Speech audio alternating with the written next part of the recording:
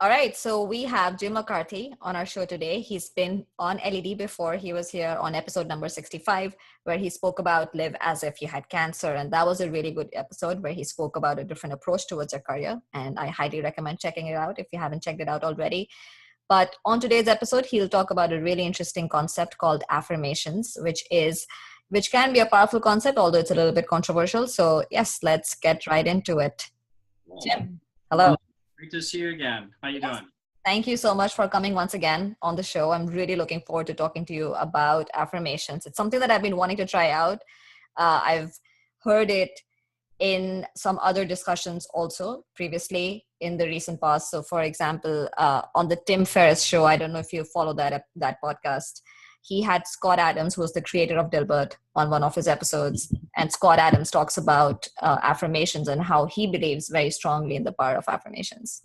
Oh, great, cool. All right. Well, yeah, I've been a big fan for a long time. So let me give you a little bit of background, and then we'll kind of evolve into this. So actually, it might be helpful to let's talk about affirmations, and then maybe you can also give us some examples of how you personally have used affirmations and how they've been helpful for you. But maybe you can introduce the concept first. Okay, happy to. All right. So first of all, let's start with a question for you. Okay. How many thoughts do you think the average human being has per day? I don't know, like 100,000? Actually, about half of that. So okay. About 50,000 thoughts per day is what the neuroscientists were able to measure. I see. Okay. Now, what percentage do you think are negative? Is it like a 50-50 kind of split? Actually, it's even worse than that. It's about 70% negative, 80% negative. Okay, that's pretty bad. Yeah, and I mean, and some people are going to be even more negative than others, and other people less so. But on average, for human beings, the neuroscientists, from what they've been able to record, it's about 70-80% negative. I see. Okay. Now there's good evolutionary biological reasons for why we're that way. So human beings, 500,000 years ago, 1 million years ago, the ones who are really casual, walking through the jungle, don't worry too much, and there's a lion that jumps out and eats them. They're not able to live long enough to propagate their genes, and over a long series of time, that the very casual human beings tend to get killed and don't propagate their very casual genes as much as they would have. On the other hand, 1 million years ago, the human beings who happen to be a little bit more scared, a little bit more nervous, a little bit more paranoid, kind of have a good memory of bad things happening over there before, they're the ones who actually tended to survive and avoid those lions jumping out at them. And over the course of 1 million years, they lived long enough to propagate their genes. And over a long period of time, human beings tended to develop this negativity bias. Okay? I guess this is also kind of similar to our risk-taking capacity, right? Because in the olden times, the price for not taking a risk was much lower than taking a risk. So if you heard something in the bushes, like you're suggesting, then if you sort of ran away and there was nothing, that's still okay. But if you didn't run away and then you instead got eaten by a lion, well, that's too bad, right? So, yeah, right. Yeah, okay. Exactly. So this is what's developed our negativity bias as human beings. And there are good reasons for that from an evolutionary standpoint. But for example, 1 million years ago, humans were not trying to live to age 100. The average lifespan was about age 18 or age 20. I mean, just barely long enough to procreate and die. So today, in today's day and age, yes, it's good to be cautious and careful, but we know there's all sorts of stress-related diseases that come from being too scared and too negative. And so from a business standpoint, if you're too negative, not a good thing. From a health standpoint, if you're too negative, not a good thing. And in terms of relationships as well, if you're thinking negative things 80% of the time, also not good. Now, there's if you really think about that, an 80% negativity bias means your thoughts go like this: bad, bad, bad, bad, good, bad, bad, bad, bad, good, bad, bad, just like that all day long, if you're a normal human being. Now, so that's a problem, okay? That's really a problem. So the way that you're able to combat that is through affirmations. And I'll tell you that when I moved to the Bay Area in 1991 and I started doing door-to-door cold calling sales of selling phone systems door-to-door to businesses in the East Bay during a recession, it was really hard work. And I faced a ton of rejection. And I had a colleague who was much older than me. And she said, Jim, here, listen to these sales training cassettes. Positive visualization is really important. Goal setting is important. Positive self-talk is important. And I even remember watching a video from a psychologist who talked about the importance of self-talk. The interesting thing is they had no real neuroscientific research back then. They just knew that it worked. And even the Buddha has quotes about nobody can harm you as much as yourself with your thoughts out of control. And nobody can help you as much as you can if you're able to train your thoughts to think more positively. So the Buddha knew this 2,400 years ago. Salespeople have known this for centuries. Henry Ford said 100 years ago, if a man believes he can do it or believes he can't do it, in both cases he's right. So what's cool now is that we actually have neuroscientific research that we never had before. This has come out literally in the last 10 or 15 years. Interesting. Yeah, actually, because I wanted to ask you that, is there any scientific basis behind affirmations, or is it more of just a widespread belief?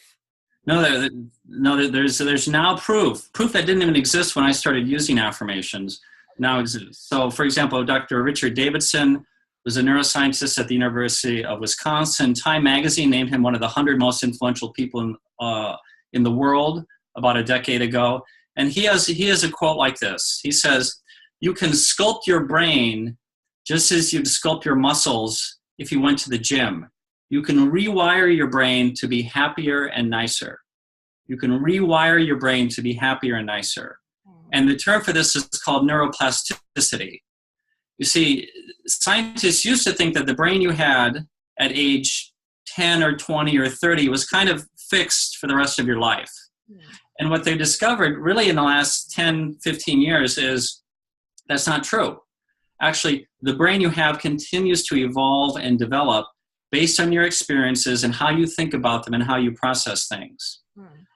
So there's and that's called neuroplasticity. So, for example, there's Rick Hansen, who's also a neuropsychologist and an author, lives here in the Bay Area, and he puts it this way. He says, "How you use your mind changes your brain for better or worse. Neurons that fire together wire together. Neurons that fire together wire together." So what that means is that you need to be very careful what you think about. And if you think negative things, if you wake up in the morning and you say, "I'm ugly, I'm not very smart, I don't get along well with people, my boss hates me, this country sucks," if you say that to yourself all day long, over time, it will actually take shape in your brain. These guys are not talking about on a metaphorical level. They literally mean on a scientifically measurable, neurological, biochemical level in your brain. I see. Similarly, if you wake up in the morning and you say, "I'm beautiful, I'm smart, I'm funny, I get along great with people, I'm kind to others, I'm generous," I'm whatever it is you want to be true about yourself, that will also take shape in your brain over time. Right. And so this is very powerful. This is very powerful stuff, and we now have the scientific basis for it that we did not have before. So, so far so good. Does this make sense? I mean, I would love to believe it, and I would love to start using it myself. So, can you describe what is an example of an affirmation? Right. Okay. So an example would be, for example, "I'm a phenomenal product manager. I'm a phenomenal product manager. I'm a phenomenal product manager." So an affirmation is a statement in the first person present tense. Okay. Is true that you love about yourself, or that you want to be true about yourself. What you love about yourself, or what you want to be true about yourself. It's an aspiration. It's a goal. It's embracing what you love in the present, which is fact, and visualizing and imagining and picturing how you want that to work out in the future if you're not quite there yet. So I want to dig a little bit deeper into this. And understand the characteristics of a good affirmation, right? So you said that one, it has to be in the present tense. Yes. Not that I will be a phenomenal product manager, taking your example. It should be I am a phenomenal Yes. product manager. So it's already happened. Yes. And then it's in first person. So it's Yes. not Sonali is a phenomenal product manager. It's I am I am. a phenomenal product manager. Okay, that's interesting. And do you write this, or do you say it, or do you think it? All of the above. So, I mean, you can have a practice where you write it.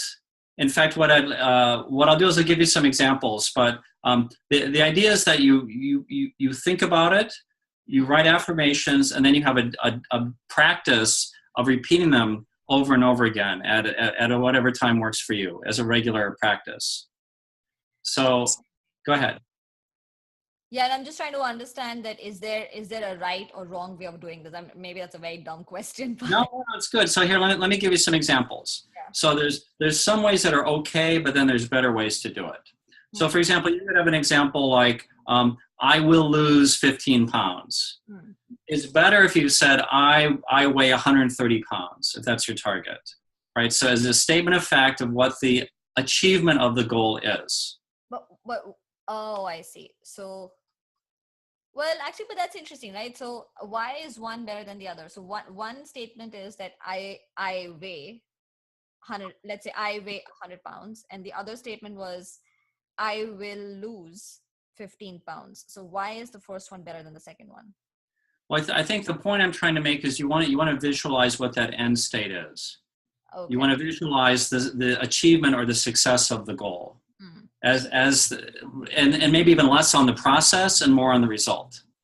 And so the visualization piece, so that's interesting, right? So two important points you brought up. One is that you don't want to focus on the process. You don't want to focus on how you're getting there. You want to focus on the end state. Yeah. And two, you want to, there's another point I wanted to make. Completely blanked out. That's okay. We can come back to it. Okay, but do not focus on the process. Right. And I'll give you some more examples if that's okay with you, if that's helpful. Yeah. So for example, you could say, I can be promoted this year, but it's better to say, I'm the new director of our department. Right, okay. So that's another example. So you don't want to use the word can or want to or will. It's all as a statement. So you visualize that you've already been promoted in your job. Okay, you could say, for example, I want to be a better sister. But you might, and that's a pretty good affirmation. Or I am a better sister, or I'm a great sister. Or you could even do like an activity, like I call my brother once a month, or I call my brother once a week. Got it. So you state as a fact this kind of activity, and if you do the activity, then actually you will become a better sister if you actually do that. Does that make sense? Yeah, that's very helpful. And you mentioned that, I think when you were talking about doing this podcast some time back, you mentioned that in your case, as an example, you do it for 5 minutes every morning as soon as right? At least 5. Okay. And is that just so, are you like, standing in front of a mirror and saying it to yourself, or how does it work? Or you're like doing your, like making your morning coffee and also reciting this in your head? All of those are possible. All of those are possible. Now I do a morning routine where I do about 10 minutes of stretching and yoga. Okay. Then I do about 5 minutes of meditation, and then I do about 5 to 10 minutes of affirmations. I see. And now that's my current lifestyle. In the past, I've had it where I'll do affirmations when I'm swimming. I'll do affirmations when I'm driving and commuting to work, walking down the street, waiting for an elevator. You can do it walking into a meeting. People spend about 40 minutes per day on Facebook, and if you peeled off 10 minutes from doing that and added 10 minutes to your affirmations, it's a much better investment of time. That's helpful. And actually, now I remember the second point that I wanted to ask you, which is that not focus on the process. You also said that you want to visualize the end state. So when you're talking about this visualization, is there actually a mental image in your mind? So you visualize yourself as, let's say, the new director, or you visualize yourself as, maybe more fit and more healthy. So is there an image in your mind? Yes. I see. All of that. As much as you can see it and think it and taste it and feel it, is using as many senses as possible. Remember, it's neurons that fire together wire together. And the idea is that if part of what's beautiful about this is if you can't even put into words what your affirmation is, then it's pretty hard to get there. Yeah. I mean, some people are lucky enough to kind of stumble through life, and then suddenly they're the drummer in a world-famous rock and roll band, and that's great. Yeah. But for most of us, we're in very competitive environments where you think, I want to get into this business school, or I want to get this job, or I want to get this sort of investor, or I want to launch this product. And in that environment, the creative visualization and the affirmations is very important for you to think about, well, what do you really want? What do you really want? Yeah. What do you really want to be as a person? And then you need to state an affirmation very clearly so that you can actually start believing it. Yeah. How specific or how detailed do you have to be? So as an example, right? Let's say someone wants to make a lot of money, right? Yeah. And they can say that I am rich, right? But then, like, what is rich, right? Like, that's not a very, so maybe a better affirmation is, I am worth whatever that amount is. So do you have to be specific? I think the more specific, the better. And I teach a whole workshop on goal setting where we talk about the importance of being specific and what you want. So for example, if a person might have an affirmation like, I have a net worth of $500,000, and they're not there yet, okay? But that's what they're sort of striving for. That's what they're picturing. That's what they're visualizing. That's a fine goal to have. I'll share with you a couple others examples of affirmations that might be helpful. Okay. So there's one where you say, for example, I'm okay with names, right? There's so many people who say, I'm bad with names, right? And the fact is that you should never say anything about yourself you do not want to be true about yourself. If you, like many people, say, I'm terrible with names, well, you're not going to get better at names. Yeah. Right? If you say, now you can say, for example, I'm okay with names, or you can say, I'm getting better with names. Yeah. So this I'm getting better, or I'm in the process of getting better, it's a way to give you a path to get from where you absolutely don't want to be to slowly but surely getting to where you do want to be.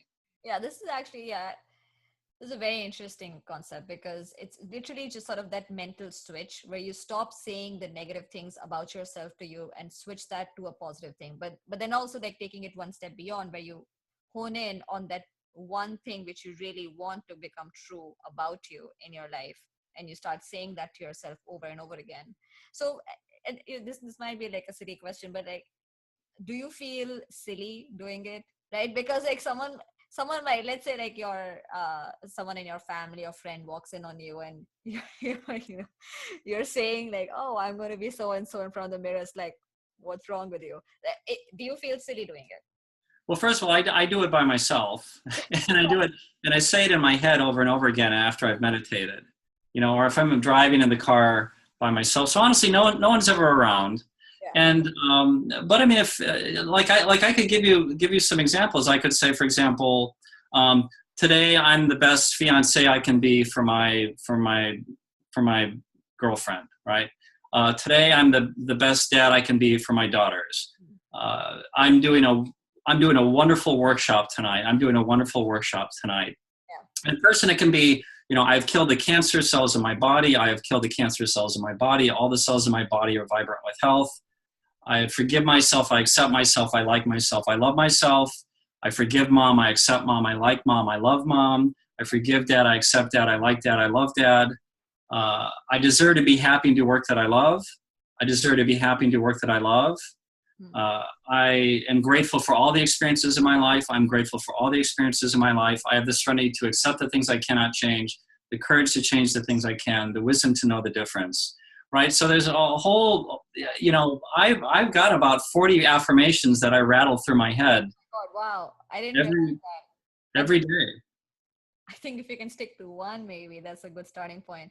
But another question I have for you is, how long does it take for something like this to actually start coming into effect? Like, are we talking about, so let's say you pick one that I am an exceptional product manager. Now, if I keep repeating this to myself, am I talking about like a 5-year waiting period, or So, so I have in my memory something like 3 weeks as a number. really? Yeah, It's that quick? yeah. I believe it. You know, I mean, I'm trying to remember the research that I've seen on that. But first of all, you're going to go through life anyway. 3 weeks will go by quickly. Yeah. And so whether it takes 3 weeks or 3 months, if you want to be an exceptional product manager, then it's better to tell yourself, I'm an exceptional product manager, and you say that to yourself 20 times a day, every day, when you're at work, when you're going into a meeting, when you're designing a product roadmap, right? It's much better to be saying that than, oh my God, I don't know what I'm doing, or this is horrible, I'm going to get fired, or I'm not qualified for this job, which is a negativity bias that most of us, all of us have. No, I absolutely agree with you. The reason I asked is that I think for something which is more about yourself, like an improvement that you expect to see in yourself, maybe it's possible to start seeing certain improvements very quickly. But what if it's more like, let's say someone really wants to drive a Bentley, just taking an example, right? And so they want to own a Bentley car. And so they say, I am the owner of a Bentley. I am the owner of a Bentley. But I'm guessing it's not very easy to suddenly own a Bentley in 3 weeks, right? So, or is that even a good affirmation? So one of the affirmations I just mentioned was the Serenity Prayer, right? So may I have the serenity to accept the things I cannot change, the courage to change the things I can, and the wisdom to know the difference. Mm-hmm. So, like I once saw an online video, and a person was talking about. I mean, the point is there's a point of setting realistic goals. And then there's the value of actually dreaming really big as well. Mm. So, you know, if it's really important for you to own a Bentley, you might say, yeah, I'm the proud owner of a Bentley. But you just might need to realize that saying it's not enough. There's a lot of activity you need to do to make it happen. So this is not magic. It is a hack on your brain, in the best sense of the word, so that you can actually start believing it. Now, the thing about a Bentley is, you know, if you need the money to buy a Bentley, then you start working backwards. Well, how much money do I need to buy a Bentley? What do I need to do to earn that? You know, do I need to found a company and earn $200,000 or $2 million or $20 million? So then you start working backwards into the little baby steps. Yeah. Like, I'm doing a great product launch this quarter. I'm doing a great product launch this quarter. I'm a phenomenal product manager. That might lead you down the path where eventually you get the Bentley. Okay, that's a good point, right? So you break down that eventual goal into smaller things, and that's where you start until you eventually get there. Okay. Right.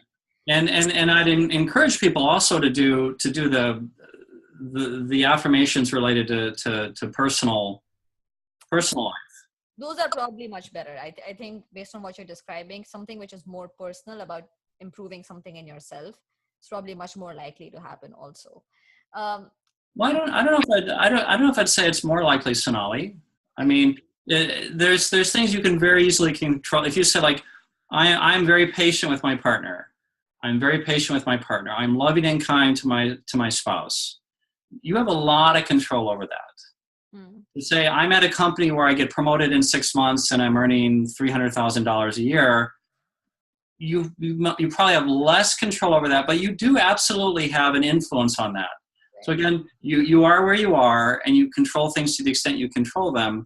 But I wanted to share with you one quote to inspire you and other people to think big. And the quote, this is actually often attributed to Nelson Mandela, but it's actually from a woman named Marianne Williamson, who's a spiritual teacher. I did the research on this, and her quote goes like this. She says, "Our deepest fear is not that we are inadequate. Our deepest fear is that we are powerful beyond measure. We ask ourselves, who am I to be brilliant, gorgeous, talented, and fabulous? Actually, who are you not to be? Your playing small does not serve the world." As we let our own light shine, we unconsciously give others permission to do the same.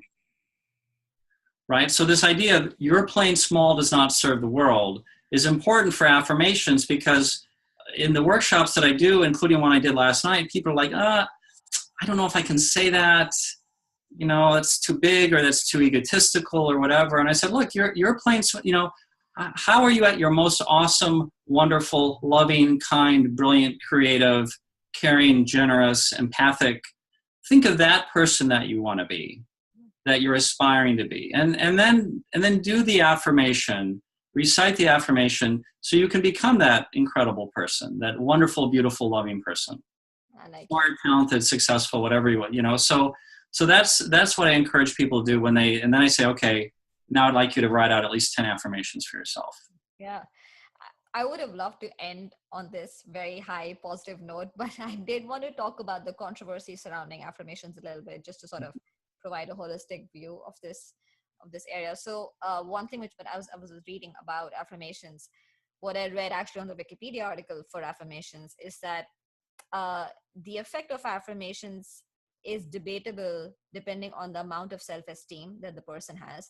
So if you already have a relatively high amount of self-esteem, then an affirmation can help you further believe in yourself, and it bolsters you and helps you do more. But if you're someone who has a very low amount of self-esteem, then what ends up happening, as per that article, is that you actually don't believe in that affirmation. You're saying it, but it kind of strengthens the negative thoughts even more, because you don't actually believe in that positive affirmation. And that ends up having a sort of counter effect. So what are your thoughts on that? Yeah, so I'm not familiar with the research that you're citing, but conceptually, I think any person could craft an affirmation that they can embrace, right? So, I'm not a product manager anymore, but I used to be a product manager in Silicon Valley, and I probably never would have said, "I'm the best product manager in Silicon Valley."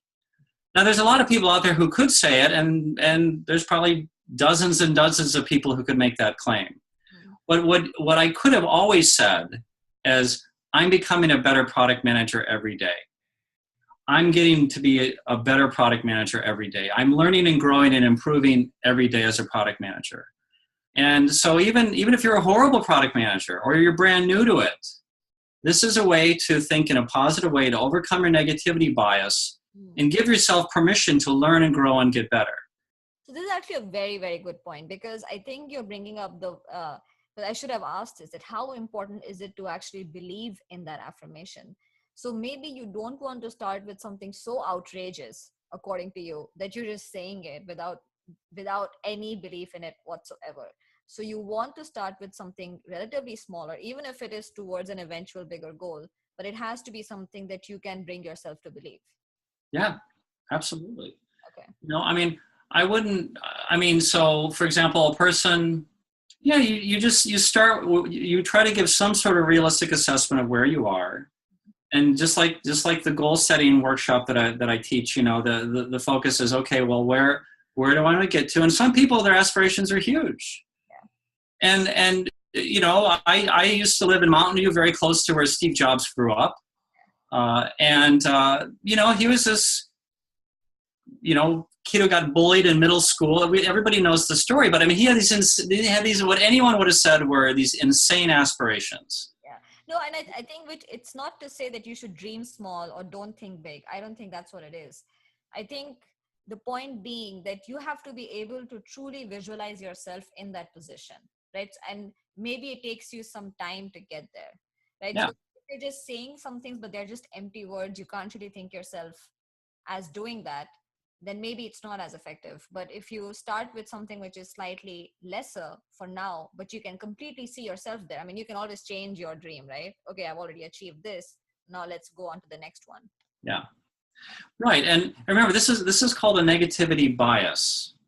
It is a bias. Okay. So the negativity bias, this 80% negative thoughts that we have, if you're a normal human being, that explains why you will remember the person at Starbucks who was a jerk this morning much more than the person at Starbucks who was really nice this morning, right? I mean, that's just the way our brains are hardwired. But that's not a good way to go through life. It's not even it's not even a fair way to go through life of how you perceive what is happening around you. And in other workshops, I talk about gratitude and about focusing on the positive, not just on the negative. So this is absolutely intimately intertwined with positive thinking, gratitude, enjoying your life. And if you're going to live your life anyway, you might as well try to be focusing on, what do I really want? How do I want to grow? How do I want to be the best husband and wife and mother and friend and manager and colleague that I can be? And then wherever you are, doing an affirmation to remind yourself that you want to be. And in my experiences, and I've been doing affirmations for about 25, 26 years now, my life is way better now than it would have been thanks to these affirmations. It doesn't mean I haven't had setbacks or made horrible mistakes or done stupid things, but I've been able to focus on the positive much more than I would have. And it's led to a much better life than I would have had. Does that make sense? Now, Sonali, I want you to do a few affirmations, and let's work through this together. Just okay? All right, let's do it. So You always do this, Jim. You did this in the last episode also, where you asked me, I don't know, something on the spot, and I was like, wow, I'm going to get a psychology session right now. Anyway. So this is free of charge. So you got a piece of paper or something. So write out just, I don't know, usually in my workshops, I say write out at least 10 affirmations for yourself. But go ahead, just write a few statements that are either facts that you really like about yourself, whether it's personal or professional, or kind of a little bit more aspirational, a little bit more kind of where you see yourself 6 months from now, a year from now, 2 years from now. Please begin. And the people who are listening at home, I welcome them to pause the internet for a second and write out at least 10 affirmations if possible. But please, I will wait here. I won't go anywhere. Please begin. Can I begin with, like, I don't know, 1? 10 is a lot. Try 5. You're smart. You can do it. All right. You're having tea while I'm doing work over here. Okay. All right. All right. Let's see.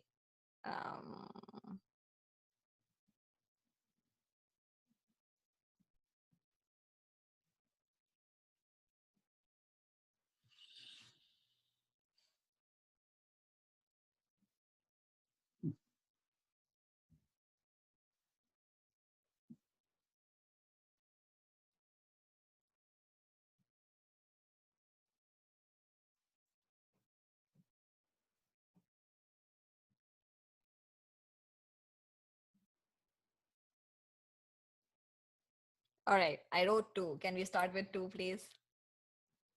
If you insist. All right. Thank you.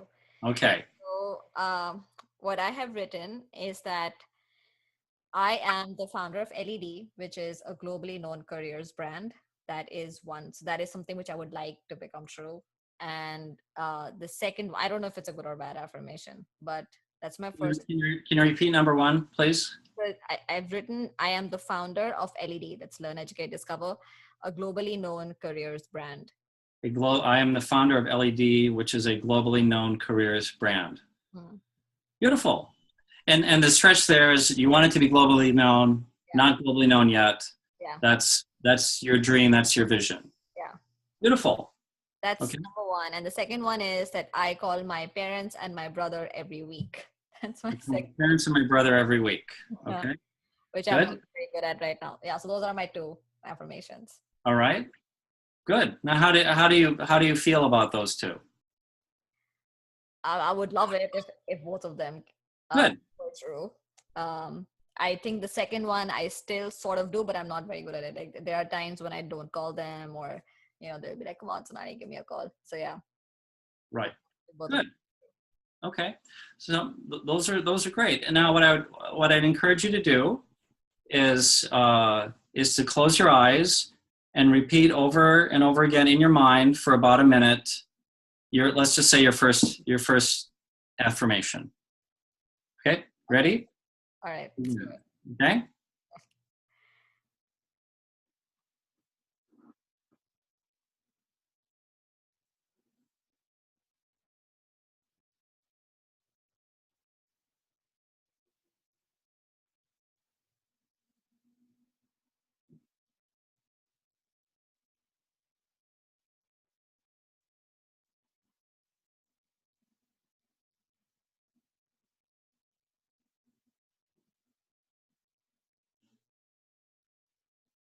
All right. Is a minute over? I think it was. I wasn't checking, but it seemed like, yeah. So how was that experience? I mean, because we're recording this, I don't I don't know how much I kind of really believed in it, but I can see that if I'm doing it very seriously and it's something that I deeply desire, then I can see that it could change your thinking a little bit, right? That you maybe the kind of actions that I would take, the kind of things that I would work towards might be very different than not having this sort of different lens of looking at things. So yeah.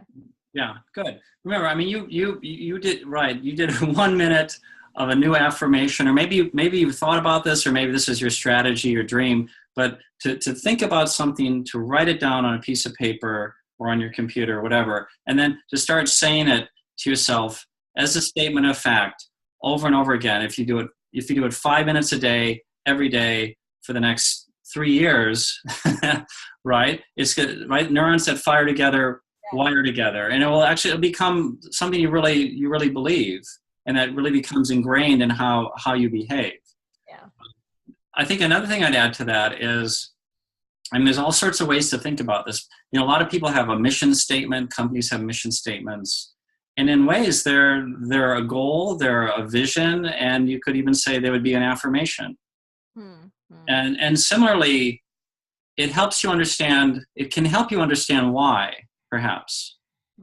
I actually didn't ask the question why, but that could be a perfectly good affirmation as well. And Viktor Frankl, who wrote Man's Search for Meaning, was quoting Nietzsche when he said, if a man knows the why of his existence, he'll be able to bear almost any how. Can you share an example of a why? Well, here's an example I like to give. So a person can say, I am the new director of our department. I'm the new director of our department, with the goal being that you're promoted. Now, you can want to be the new director of the department because you want to earn more money so you can live in a safer neighborhood, which is better for your children, and you don't have to worry about crime, and your life would just be better because you're making more money and you can afford a better place to live. That's the why behind why you want to be promoted. That's a perfectly good reason. Now, another person could say, well, I want to be promoted. I'm the new director of our department because I've had a lot of bad managers in my life. I think I'm a good mentor. I think I'm a great developer of people. I really like seeing a high performance team where people are thriving and feeling good and enjoying their lives and growing and progressing in their careers. Okay. It's the same goal, but the why is completely different.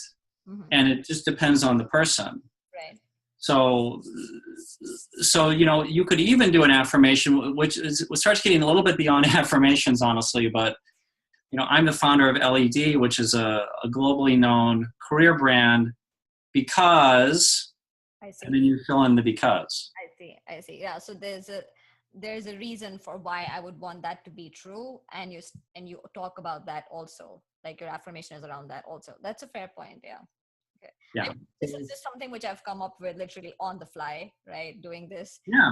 But, yeah, I'm sure I can think about it, and I would probably recommend the same thing to listeners also, to come up with something very specific, which truly captures your innermost desire. This reminds me, have you read the book Harry Potter? I read a few of them. They're over there on the shelf. So I think in the first or second book, they talk about something called the Mirror of Erised. And it's a mirror. When you stand in front of that mirror, it shows you your innermost desire. Right. Like, oh my God, I want this thing, just to know what my innermost desire is. But but this is great. This is great, Jim. Is anything else you'd like to share for this to really drive home the message? Let me think. So I encourage people to write at least 10 affirmations. Okay. And some can be related to health. Some can be related to personal relationships, finances, work, career. I mean, really anything you would set a goal around, you can write an affirmation around. Okay. I'd say build it into your daily routine. There's a lot of time that you can do it in the shower. You can do it when you're cooking. You can do it after you're meditating, when you're working out, when you're commuting. Really, when you're about to walk into an important meeting, you can just say, I'm doing great in this meeting. I'm doing great in this meeting. I'm doing great in this meeting. And you don't have to share with anybody. You know, people can make fun of you if they want, but I'm thrilled to talk about this in public and teach it to people because it has such a hugely positive impact on my life, even before we had the science, which has proven how this works on a neurological level. And so honestly, I mean, I think it's a source of huge competitive advantage for people who embrace it and are able to apply it in their lives. And if you don't, then you're going to be part of the people who are thinking negative things 80% of the time. And I'm not sure how a person wants to defend going through their life thinking negative things 80% of the time. I'm not sure what sort of great life they're going to have by having their normal 80% negativity bias. Yeah. All right. Thanks a lot, Jim. This was wonderful. And I hope listeners and viewers this time, you're recording this in video also, start trying on affirmations themselves. Thanks, Sonali. Great to see you. All right. Take care. Take care. Bye-bye.